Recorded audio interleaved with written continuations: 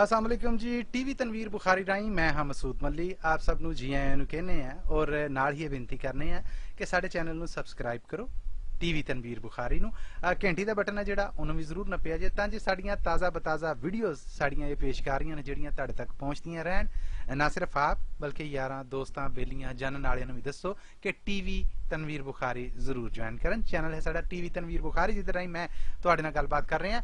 पेश खिदमत ने साड़ियां ताज़ा बताज़ा वीडियो आओ रज उन्हां दा नज़ारा लेने हैं। सारिਆਂ ਨੂੰ ਵੱਡੀ ईद मुबारक हो गए।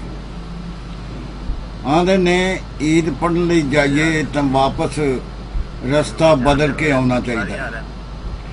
ईद पढ़न तो बाद मैं आख्या चलो अज अपने जमाती चौधरी अब्दुल अजीज रंधावा होरां मिल के आने ਜਿਹੜੇ कड़ियाल तो कोई 3 किलोमीटर ते कड़ियाल बागांवाला विच रहिंदे ने। मैं निशान तनवीर बुखारी, सैयद तनवीर बुखारी, फसीउद्दीन बुखारी ते सुल्तान तनवीर बुखारी ते यासम अब्दुल्ला बुखारी होरी जड़े रल के ईद पढ़न गए सां। ईदगाह तो पिंड रंधीर तो हुंदे होए नौशहरा रोड से पै के कड़ियाल बागां वाले टुर पए। गड्डी सैयद तनवीर बुखारी चला रहा सी।